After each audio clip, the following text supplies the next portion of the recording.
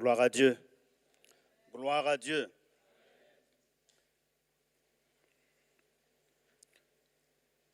Ce matin, je vais vous introduire ce message par un proverbe, tiré du proverbe 30, verset 22, qui dit ceci: il y a 3 choses qui font trembler la terre, et disons même 4, que la terre ne peut supporter. Un esclave qui vient à rien, un insensé qui est rassasié de pain, une femme dédaignée qui gagne un mari, et enfin, une servante qui hérite de sa maîtresse. Au Lesotho, on raconte l'histoire de ce jeune homme nommé Sankatana. Il avait voulu être le chef de son village. Or, personne ne voulait de lui, car il était très jeune. Un jour, Sankatana partit à la chasse et une bête énorme vint dévorer la plupart des habitants du village et le bétail. De retour de chasse, il vit la panique et la désolation dans le village et il demanda aux survivants ce qui s'était passé. On lui dit qu'une créature bizarre avait attaqué les villageois et le bétail. Après s'être inquiet vers où la bête était allée, il prit ses flèches, sa lance, ses armes, et alla à la recherche de la bête. Il la vit, la transperça de sa lance, et maintenant écoute la suite de l'histoire. C'est une histoire. Quand il ouvrit le ventre de la bête, les habitants et les animaux étaient encore vivants. Sankatana venait de sauver de la bête et de la mort certains membres du village.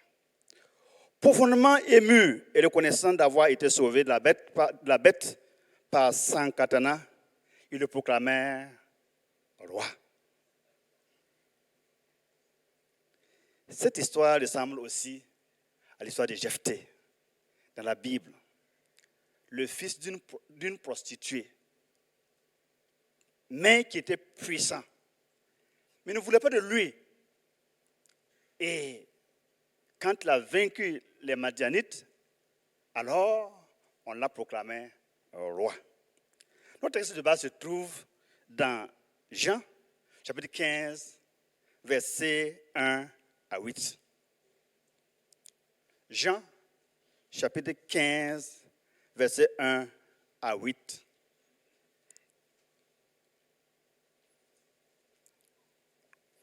Jean, chapitre 15, versets 1 à 8.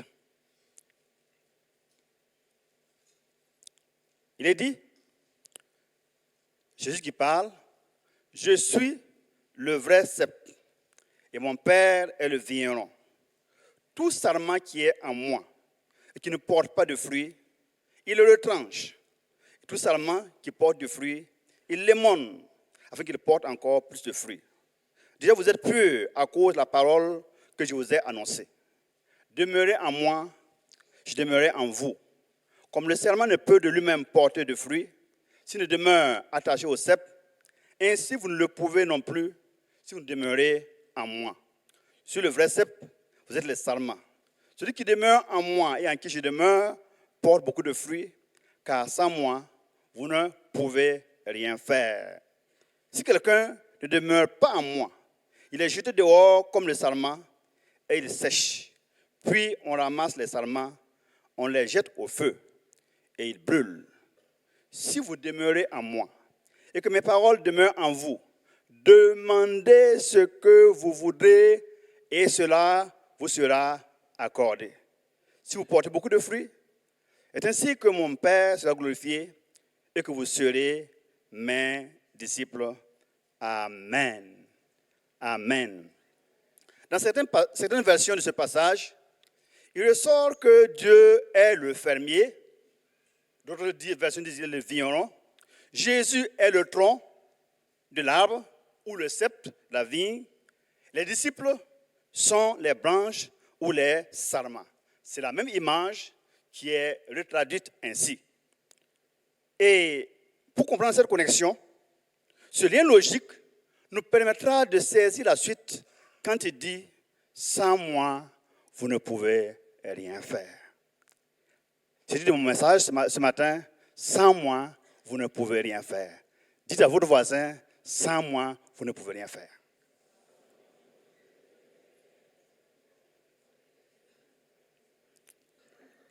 Le Seigneur Jésus répète 2 fois dans ce texte, « Sans moi, vous ne pouvez rien faire ». Et il répète au moins 7 fois le verbe « demeurer ». Vous ne pouvez rien faire sans moi. Vous ne pourrez rien faire sans moi. Qu'est-ce que cela veut dire? Vous ne pouvez faire quoi que ce soit avec rien. Avec rien, vous ne pouvez pas faire quelque chose. Et Jésus dit, sans moi, vous ne pouvez rien faire.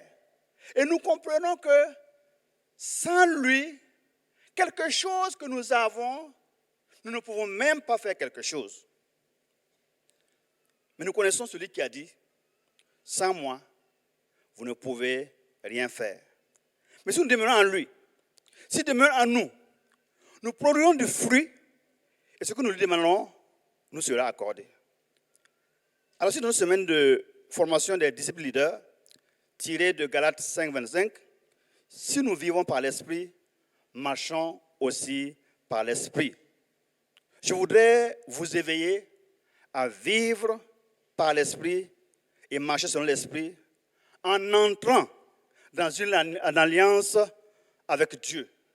Une alliance stratégique avec le Père, le Fils et le Saint-Esprit pour porter du fruit. Beaucoup de fruits et de bons fruits. C'est pourquoi il a dit, sans moi, vous ne pouvez rien faire. L'alliance stratégique, comme le disent les spécialistes, est une collaboration entre 2 parties qui s'engagent à apporter chacun, contribuer à la réalisation d'un objectif précis pour le bien des 2 parties. Et ce matin, vous avez vu que les jeunes de l'Église centrale ont compris que le mariage est une alliance stratégique. Et il y a de plus en plus de mariages, que Dieu soit loué. Notre prière, c'est que ces mariages soient des alliances stratégiques pour la gloire de Dieu, dans lesquelles vous allez vous réaliser et réaliser le plan de Dieu et le vœu de Dieu pour chacun de vous. Et reconnaître que, comme vous le disiez tantôt, sans toi, je ne peux pas dormir. C'est pas vrai? Désormais, ensemble, vous allez voir que sans elle, tu ne peux rien faire. Sans lui, tu ne peux rien faire. Et ensemble, que ces mariages soient des mariages à la gloire de notre Dieu. Quand nous étions à l'Institut Oliab, un missionnaire américain, lors du cours, nous disait « Raconte bafi, il y a fouka babala ». Je traduis, un célibataire n'a rien et ne peut rien faire avec ce qu'il a là. Ce n'est qu'une couverture. Et c'est pourquoi les célibataires veulent laisser les couvertures pour aller chercher celles qui, sans elles, ils ne peuvent rien faire. Notre situation au Burkina Faso ressemble fort à Israël dans 1 Samuel 13, 20. Et à l'époque, chaque fois qu'en Israël descendait vers les Philistins, pour aiguiser son soc, son oyo, sa hache et sa bêche, quand le tranchant des bêches, des oyos et des tridents et des haches était émoussé, et pour redresser les aiguillons, il arrivait même qu'au jour du combat, il ne se trouvait ni épée, ni lance entre les mains de tout le peuple qui était avec Saül et Jonathan. Il ne s'en trouvait qu'auprès de Saül et de son fils Jonathan. Situation d'une armée délabrée. Notre situation ressemble à Israël au temps de Saül. Et Dieu nous a permis aujourd'hui que nous connaissons ce que je viens de dire, ce que c'est que l'alliance stratégique. Un partenariat stratégique. Et nous voyons les fruits de ce partenariat stratégique avec des pays et des peuples amis qui, dans notre lutte contre le fléau, le terrorisme, nous ont apporté un avantage comparatif avec nos drones et qui sont maintenant dans notre système de défense du territoire. L'alliance stratégique, un partenariat stratégique. Dieu veut que nous puissions entrer en alliance avec lui. Il apporte et nous apportons. Et les deux, nous allons faire des exploits. Le passage de Jean 15 met en exergue cette relation vitale ou cette connexion essentielle entre le vigneron, le sceptre et les sarments. Les sarments doivent demeurer attachés au sceptre pour produire du fruit. Il y a aussi le concept fort de demeurer en lui, comme lui-même demeure en nous, dans le Père. Le Seigneur insiste que sans lui, nous les disciples, comme les sarments, nous ne pourrons rien faire. Je crois que le Seigneur veut enseigner ou rappeler à ses disciples une grande vérité, l'interdépendance spirituelle entre le Maître et ses disciples et la nécessité de collaborer pour un objectif précis, noble, porter du fruit, porter beaucoup de fruits, porter de bons fruits. Amen. Ce que Dieu veut, c'est que nous puissions porter du fruit.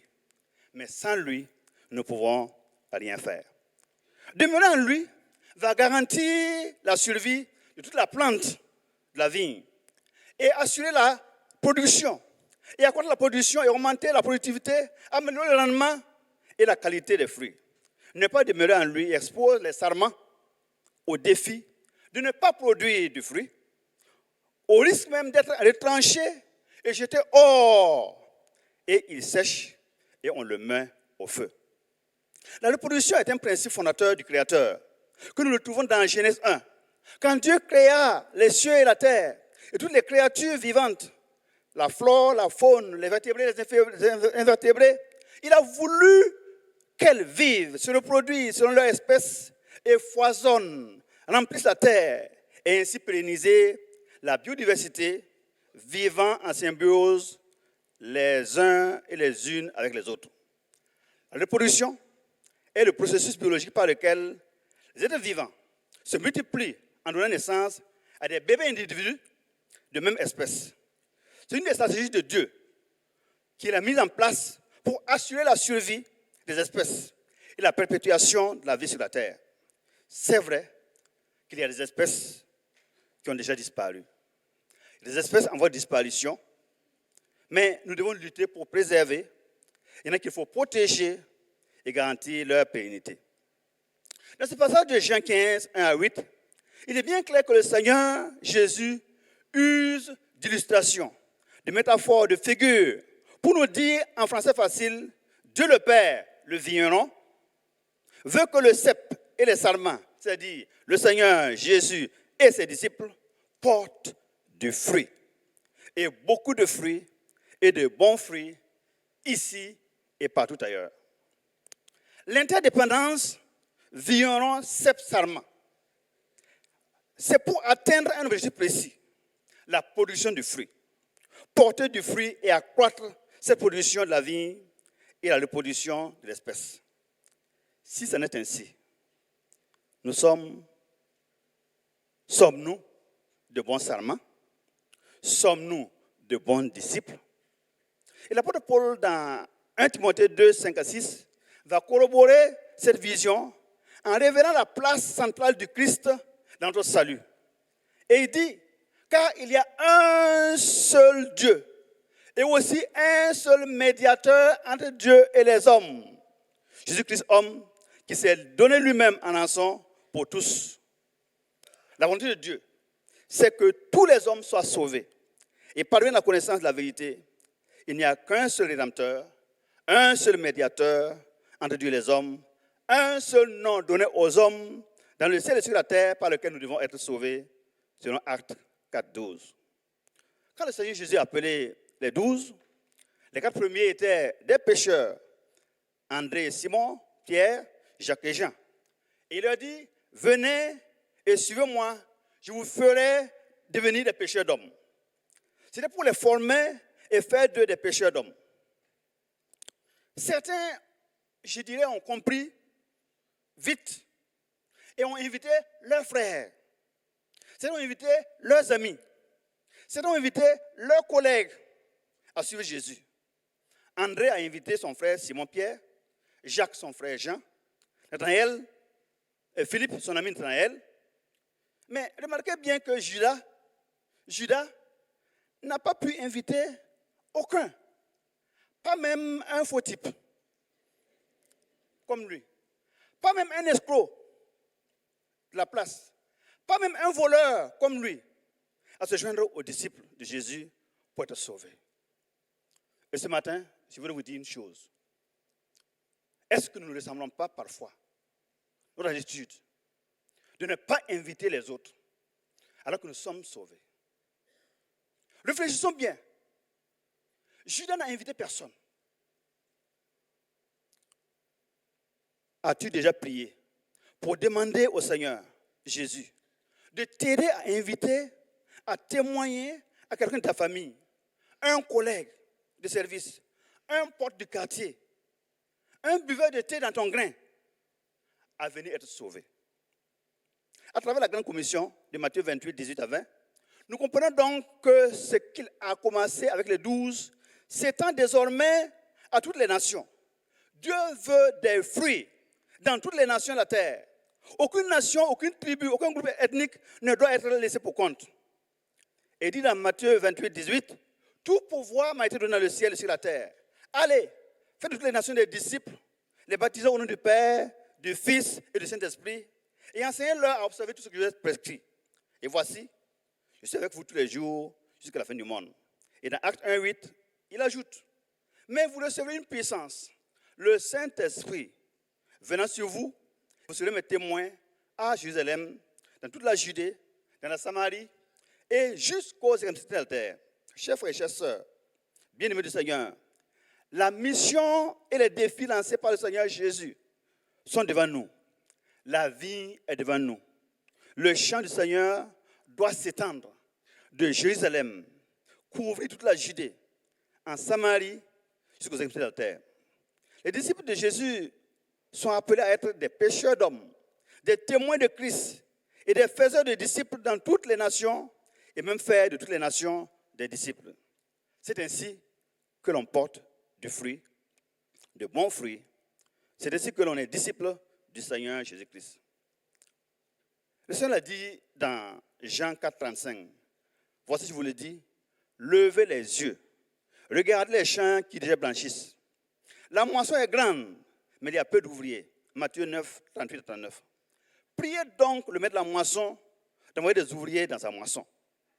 Et l'apôtre Paul, qui a bien compris ce mandat divin, écrivait dans 2 Timothée 3, 1 à 4. 2 Timothée 2, 1 à 4.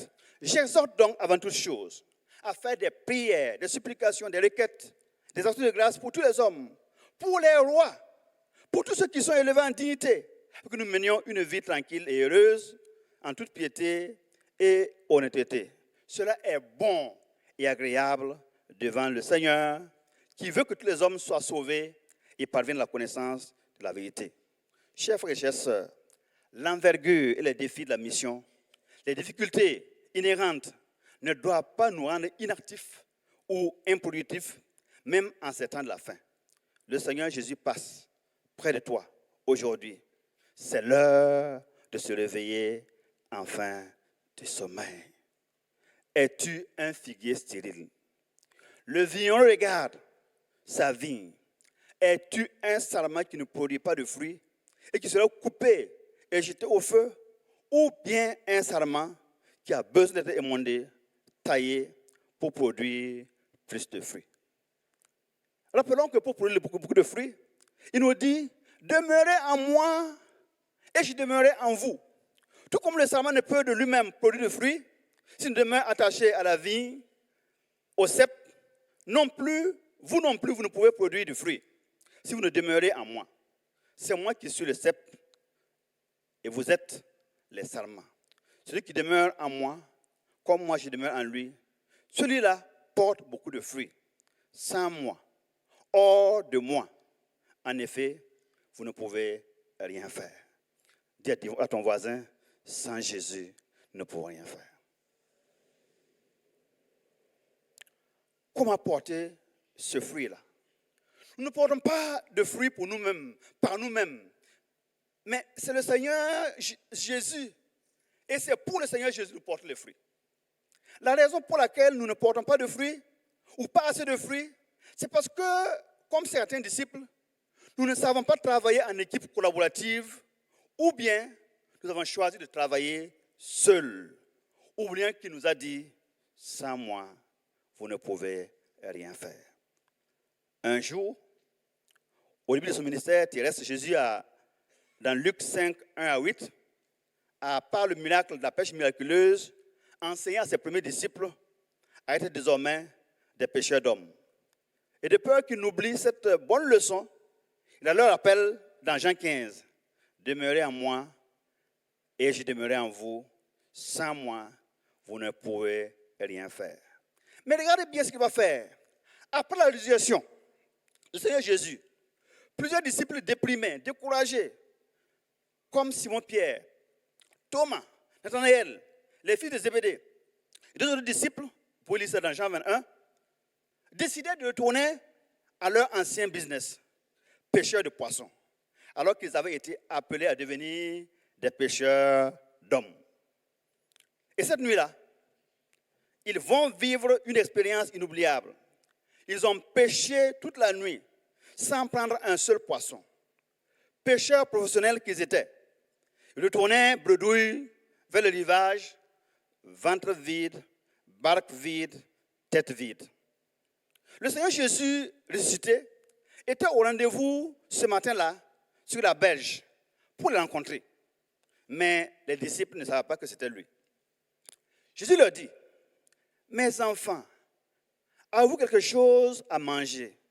Ils répondirent, « Non. » Puis Jésus leur dit, « Jetez le filet par la partie droite de la barque et vous trouverez. » Ils jetaient donc le filet et n'étaient pas capables de le retirer, tant il y avait de poissons dans le filet. Alors le disciple que Jésus aimait dit, « C'est le Seigneur Jésus.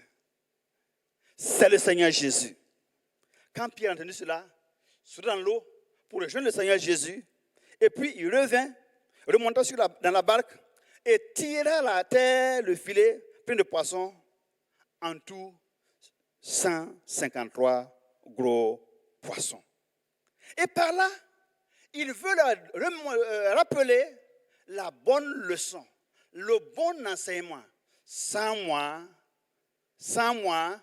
vous ne pouvez rien faire. Il y en a qui sont repartis à leur ancien business.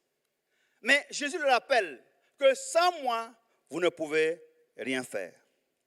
Chers frères et chères sœurs, soit nous apprenons des enseignements de Jésus, soit nous apprenons des leçons de la vie, ou bien nous apprendrons de nos erreurs, de nos échecs. Sinon, ce serait dommage. Si vous nous suivez bien, nous pouvons dire que le Père, le Fils et le Saint-Esprit sont d'accord et sont un pour entrer en alliance avec nous, en alliance stratégique avec les disciples, avec les chrétiens, pour un objectif bien précis, porter du fruit, gagner des âmes, sauver les perdus. Car le Fils de l'homme est venu pour chercher et sauver les perdus. C'est pour cette grande moisson qu'il est venu parmi nous. Et c'est pour prendre part à cette grande moisson qui t'a sauvé, qui t'a appelé. Il le dit dans Jean 15 que c'est le cep qui porte le sarment. Qui portera d'abord ensuite du fruit et de bons fruits. Donc, sans le sceptre, le sarment ne peut rien faire. Dis à ton voisin, sans le sceptre, le sarment ne peut rien faire. Mais le sarment a besoin du vigneron. Le sarment a besoin du vigneron. Et le vigneron va s'occuper du sceptre et du sarment. L'entretenir, le nourrir, prendre soin. Et alors, il va produire du fruit. J'aime la vie, j'en ai eu souvent chez moi, et c'est vraiment un arbre très, très merveilleux d'avoir chez soi une vie que vous taillez. Un mois après, vous avez les bourgeons qui viennent, les fleurs et puis les fruits. Et 3 mois après, vous avez le fruit. Vraiment, c'est merveilleux. Et Jésus dit, sans moi, vous ne pouvez rien faire. Si vous avez une vigne, vous avez un raisin que vous ne savez pas tailler, soyez sûr que vous n'allez pas avoir de bons fruits. La leçon est claire. Mais il y a des frères, des sœurs, des disciples qui ne veulent pas rester attachés au sceptre et qui veulent produire du fruit. Dis à ton voisin, ce n'est pas possible.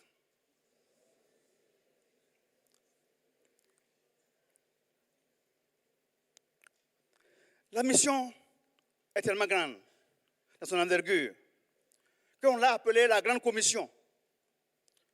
Parfois, nos yeux humains voient l'envergure de la grande mission, la grande commission. Mais notre cœur doit nous rappeler ce qu'il nous a dit dans Jean 15. Sans moi, vous ne pouvez rien faire. Que ce soit dans Matthieu 28, dans Marc 16, il précise, confirme que tout pouvoir lui a été donné dans le ciel et sur la terre pour cette mission par le Père. Prêtons-nous donc à Dieu. Mettons-nous à la disposition du Seigneur et de son Esprit et expérimentons les prodiges et les miracles de Dieu. Dieu le Père, qui dispose de tout, de toutes choses, toutes les sources. Le Seigneur Jésus, à qui tout pouvoir a été donné dans le ciel et sur la terre. Le Saint-Esprit, que le Père donne pour oindre de puissance et de force, veulent travailler avec nous, veulent travailler avec toi. Vous recevez une puissance. Le Saint-Esprit viendra sur vous et vous serez mes témoins à Jérusalem, dans toute la Judée, en Samarie et jusqu'aux extrémités de la terre. Mais toi, qui es assis, qui écoute cette invitation de Dieu à aller en mission, à entrer en alliance, en partenariat stratégique avec lui, tu te dis, je n'ai rien, je ne suis rien, je ne sais rien, je ne sais pas parler, je n'ai qu'un bâton, je suis timide, j'ai honte. Justement, c'est des gens simples et humbles comme toi, Dieu a besoin. Alléluia. C'est des gens simples et humbles qui reconnaissent qui ils sont et qui veulent entrer en partenariat avec Dieu dont Dieu a besoin pour répandre sur eux son esprit. Et avec Dieu, dans une alliance stratégique, nous allons faire des exploits. Nous dit Psaume 60, verset 12. L'apôtre Paul ne disait-il pas dans 1 Corinthiens 1, 27 que Dieu choisit les choses inconsidérées, les choses stupides, les choses folles du monde pour confondre les fortes, les sages. Et Dieu choisit les choses faibles pour confondre les fortes. Et quand Dieu nous a utilisés pour faire quelque chose ou quelques grandes choses, toute la gloire est à lui. Nous n'avons été que des serviteurs inutiles. Et dans Ésaïe 42, 8, il dit, Dieu l'a juré, je ne donnerai pas ma gloire à un autre. Dans cette alliance stratégique, Dieu a fait sa part en donnant sa parole, son Fils, son Esprit et les dons spirituels. Et nous avons eu ce privilège de participer à son œuvre. Quelle grâce! Quelle grâce! Pour entrer en alliance avec Dieu, nous reconnaissons que nous ne sommes rien et nous allons vers lui. Comme Moïse, dans Exode 4:10, tu te dis, Seigneur, je ne suis pas un homme qui ait la parole facile. Et ce n'est ni d'hier, ni d'avant-hier, ni même depuis que tu parles à ton serviteur, car j'ai la bouche et la langue embarrassées. Entre en alliance stratégique avec ton Dieu, avec des armées, et tu vaincras Pharaon, ses enchanteurs et son armée. Quand le Seigneur dit à Gédéon, va avec la force que tu as, et tu sauveras Israël de la main de Madian, n'est-ce pas moi qui t'envoie? Comme Gédéon, tu te dis, pardon Seigneur, mais avec quoi sauverai-je Israël? Ma famille est la plus pauvre à Manassé. Je suis le plus petit de la maison de mon père. Le Seigneur lui dit, je serai avec toi et tu battras Madian comme un seul homme. Gédéon entre en alliance stratégique avec Dieu et il fit des exploits. Samson, en partenariat avec Dieu, et oint la puissance de Dieu, saisit un lion et le déchira comme on déchire un chevreau. Comme David. Comme David. Tu es le plus petit, le plus jeune de la famille. Quand il fut oint de l'onction d'huile par le prophète Samuel, c'est avec une fronde et une des 5 pierres choisies au torrent que David tira sa Goliath, le géant, et lui coupa la tête, attribuant ainsi une grande victoire à son peuple, Israël, au nom de Dieu, face aux Philistins. Les Philistins furent battus à plat de couture. Comme Jérémie, tu veux dire, ah Seigneur, je ne sais point parler, car je suis un enfant. Et te dit, ne dis pas, je suis un enfant, car tu iras vers tous ceux vers qui je t'enverrai, et tu diras ce que je t'ordonnerai. Quelqu'un peut trouver 1001 excuses, 1001 prétextes, mais justement c'est aujourd'hui qu'il faut dire au Seigneur, sans toi, je ne peux rien faire. Je veux entrer en partenariat avec toi. Je veux entrer en alliance avec toi. Comme cette femme qui était malade depuis 12 ans, souffrant d'une perte de sang, sans remède. Elle a dépensé beaucoup d'argent avec les médecins. Quand elle a entendu parler de Jésus, elle a voulu entrer en alliance stratégique avec lui. Et elle dit, si seulement je pouvais toucher le bord de son vêtement, je serais guérie. Et quand elle le toucha, aussitôt, le sang s'arrêta. Chers frères et chères sœurs, nous parlons du réveil. Nous parlons de la Pentecôte. Mais Dieu veut que cette Pentecôte soit une alliance stratégique avec lui pour la mission, pour de grandes œuvres.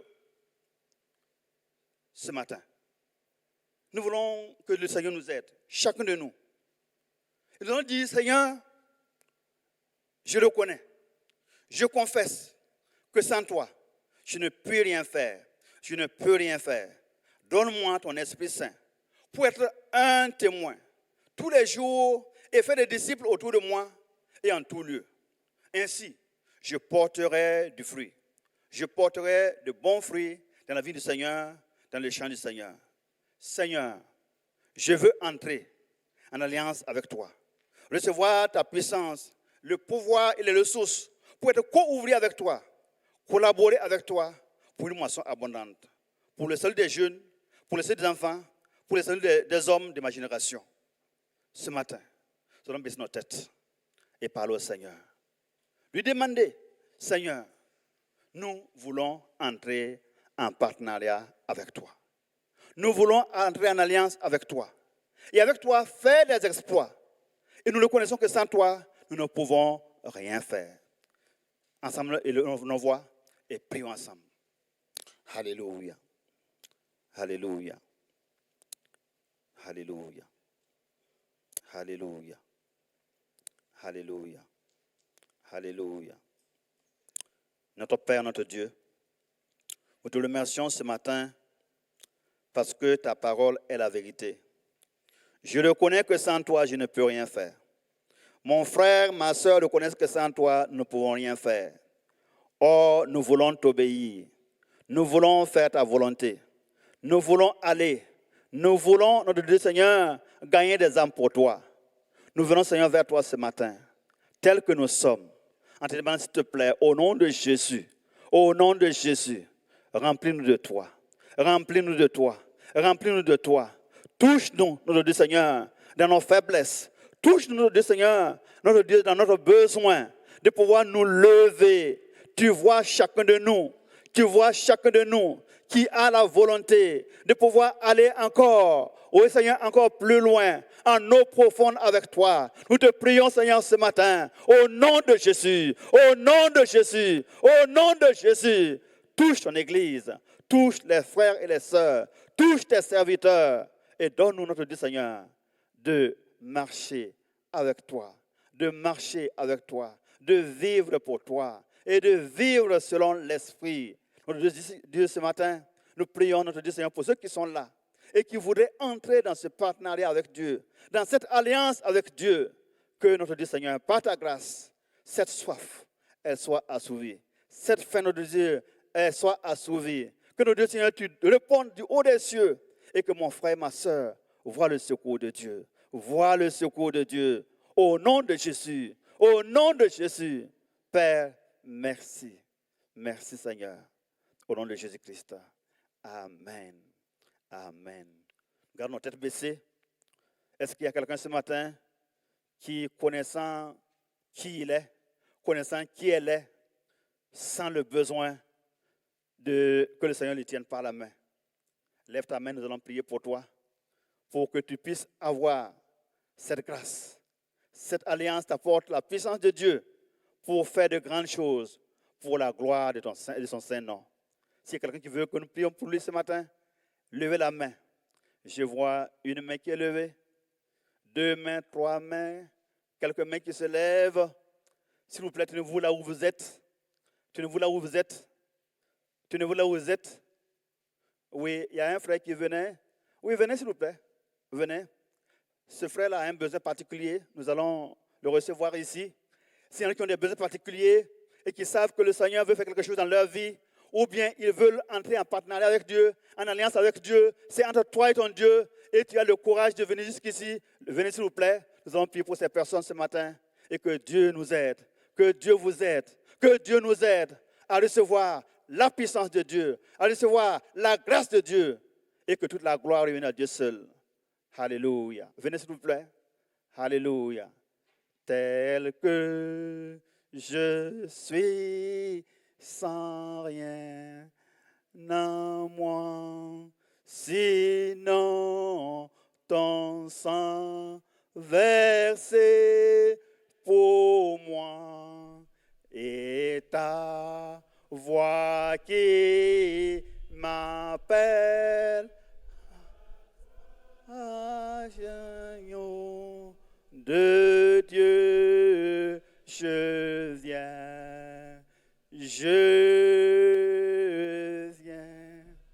Il y en a qui sont laissés debout à leur place, gloire à Dieu. Il y en a qui sont venus. Je demande au pasteur de venir pour la suite. Merci beaucoup.